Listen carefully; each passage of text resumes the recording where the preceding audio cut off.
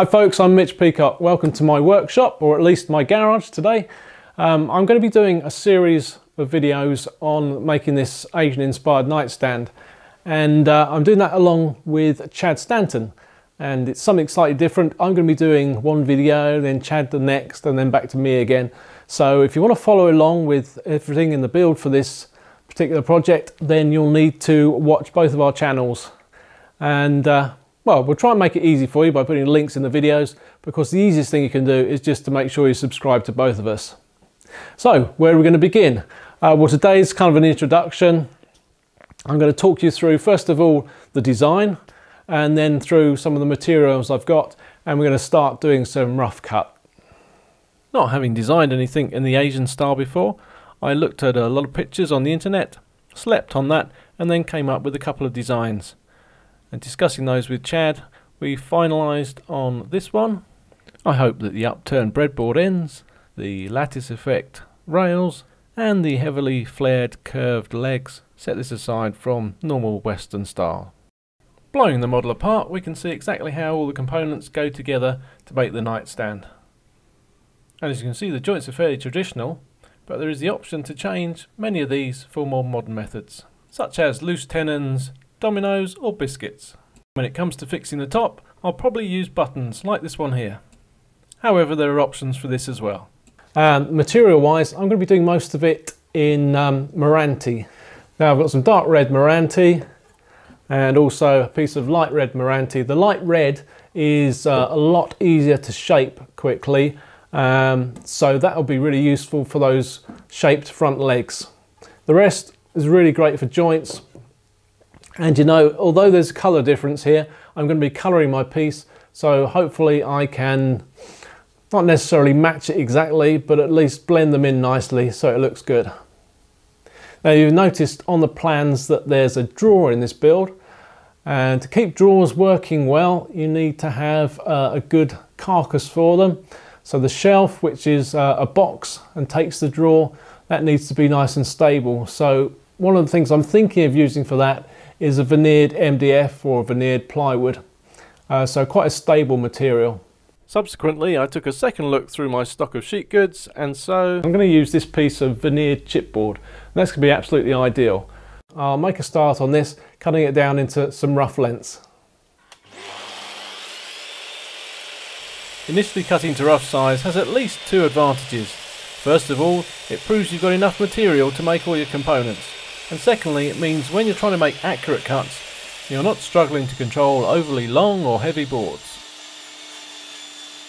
All this initial roughing out could be done with hand saws or a jigsaw, so don't feel you need to have machines to do this work. Reducing the thickness of the boards for the top by 1/4 of an inch would take you an awful long time with a hand plane, but it is still possible. And I even got a little bit ahead of myself by starting to flatten off and square up the individual components. And some of this wood had very interlocked grain, so that was a little bit tricky, so I resorted to a very steep bevel.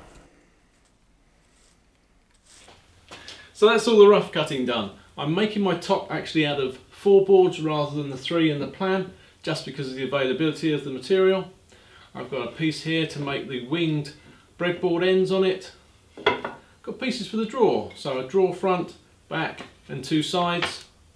I've cut down these 2 battens, which will be prepared into the rails to support the shelf and also to build up the front rail. I've got my legs here. I've got the 2 front legs. I've got a little bit here of packing to build out the thickness of that material, just so that we can get the flare at the bottom of the legs. And my back legs, they're only flared in one direction, so I'm able to nest 2 of those up on this one piece. And then finally I've got pieces for the 2 side rails and the back rail. Now, one of the important things we need to consider early on in the project is how we're going to finish it. We know what we want it to look like, so how are we going to get to that? And how are we going to get to that with the materials we've chosen? Or maybe we need to choose different materials for the finish we want. So anyway, I've done some samples. Now I'm hoping to use Meranti, and in its raw state it looks like this. And you can see I've got light red Meranti and dark red Meranti, so quite different to look at. That combination I don't think works too well, so we're going to need to stain it. And I've come up with a few samples here. I've taken some dark red Meranti, I've just put a clear finish on it, I've put an ebony type finish on it. Now I like the ebony one there, but what I've also tried to get rid of some of the red from that, I've fumed it first. So fumed it, which has taken away the red, made it a little bit darker, and then added the ebony stain. So I'm quite pleased with that. When it comes to the light red Meranti, I've tried a Peruvian mahogany and a lacquer finish, which is quite nice, but I think we could improve on that. So what I did was I grain filled it using the Peruvian mahogany stain to colour the grain fill, and then give it another coat of that stain on top, and then a lacquer. And that's actually really nice. I like that. So that's the one I'm going to go with, I think, and also with the ebony on the dark red. So that'll make quite a nice contrast, I think. Now, to get your hands on a set of these plans for free, go along to the Just Giving page and support this build, where there's also a chance, if enough of you support it, for one of you to actually win the finished nightstand. And also, all of you will be credited in the videos. For the next part in this series, you need to go over to Chad's channel, where he's hosting part 2. Join me for part 3 later on. Cheerio.